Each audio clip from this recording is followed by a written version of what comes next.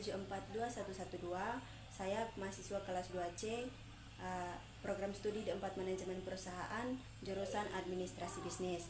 Pada video kali ini saya akan menjelaskan bagaimana dampak peperangan pada negara Israel dan Palestina, dan juga dampak perekonomian mereka dan dampak pada perekonomian negara lain.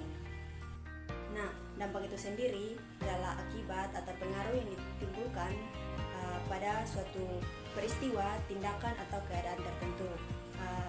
Pada dampak ini ada dua jenis, yaitu dampak positif dan dampak negatif. Nah, yang terjadi pada negara Palestina dan Israel ini, mereka berperang jadi termasuk dalam dampak negatif. Yang pertama, saya akan menjelaskan dampak perekonomian terhadap negara Israel. Yang pertama itu dampak kerugian infrastruktur dan militer, di mana biaya militer membengkak, fasilitas publik rusak, dan pembangunan sipil tertunda. Yang kedua, penurunan aktivitas ekonomi seperti industri, perdagangan, dan pariwisata menurun drastis akibat ketidakstabilan tersebut. Yang ketiga, investasi menurun. Investor asing menarik modal karena risikonya tinggi. Yang berikut atau yang keempat adalah anggaran negara terganggu. Nah, fokus anggaran lebih dialihkan kepada pertahanan dan pemulihan negara mereka akibat peperangan tersebut dibandingkan dialihkan pada atau disalurkan pada pembangunan negara mereka. Kedua adalah dampak perekonomian terhadap negara Palestina, terutama di Gaza.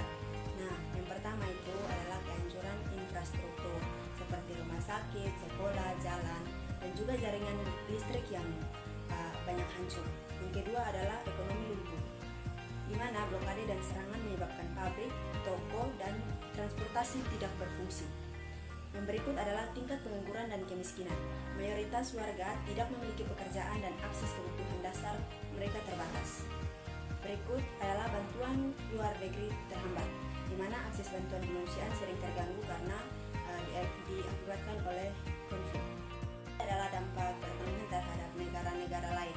Itu seperti yang pertama, harga energi atau minyak naik, di mana pada bagian kawasan Timur Tengah menyebabkan ketidakpastian atau pasokan minyak global. Yang kedua, pasar keuangan global terguncang. Investor global waspada, terjadi penurunan indeks saham dan nilai tukar. Yang ketiga, gangguan